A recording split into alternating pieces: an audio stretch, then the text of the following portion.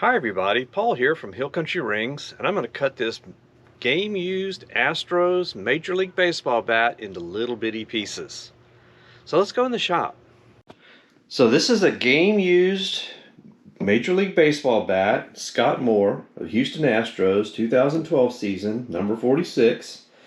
It's a Max Bat Pro Maple, but unfortunately it's pretty bad. I mean, it's got a big crack in it. So what I'm going to do is going to go ahead and cut it up into little bitty pieces. And I'm not doing this because I have anything against Scott Moore or the Astros or Major League Baseball in general, but I cut these baseball bats up to make rings, to make custom wood rings.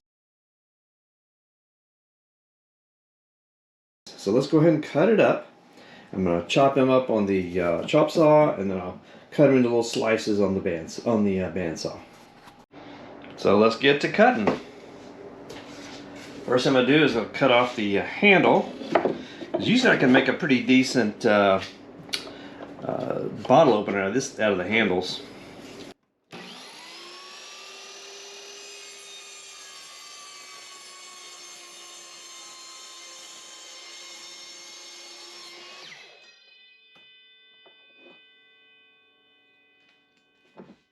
And now I'm going to go ahead and cut the bat up.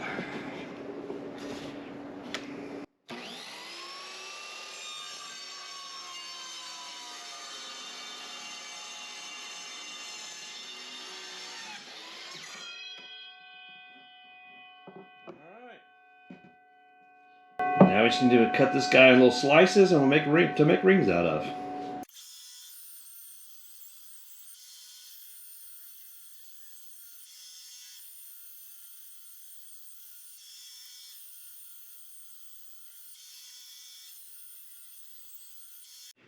Well, this is what's left of that Major League Baseball bat. Got them cut up in little ring-size blanks. Some of them are thin for smaller rings or inlays, and then got the big, thick rings for some nice big rings.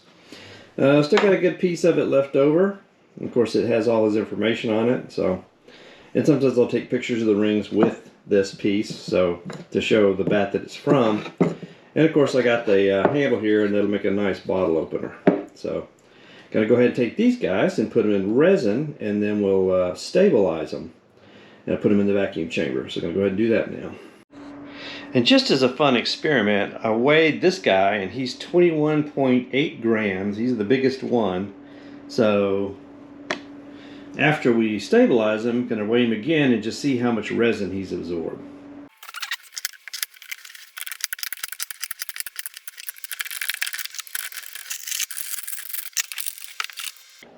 Gotta make sure they're all covered. Completely covered in the resin. Now we put them in the vacuum chamber.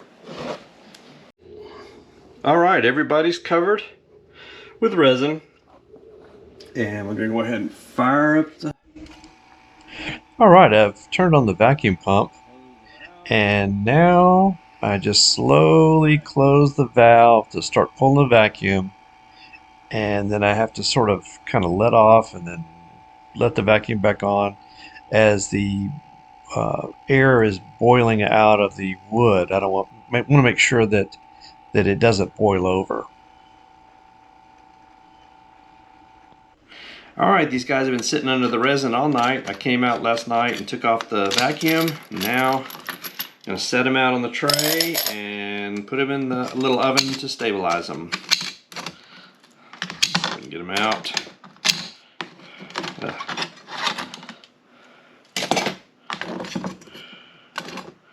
You see, there you are. They are all, none of them float, Georgie. None of them float.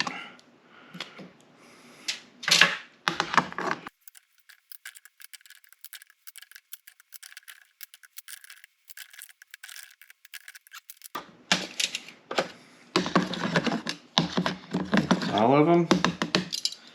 So let's put them in the little oven.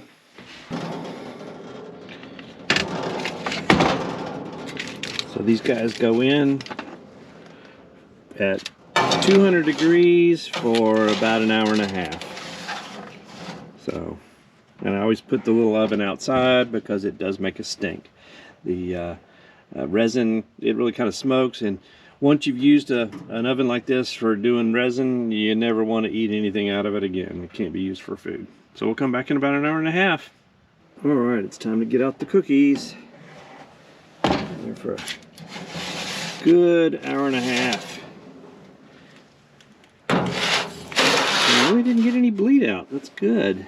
We'll have to let them cool off, and we'll see what we got. And I am not sure which one was the one that we had marked and weighed, because I can't find the where I marked it with pencil. So maybe the pencil lead floated off from the resin. But let's go ahead and weigh one. This one, and he is 33.7 grams. So they're heavier because they absorbed all that resin.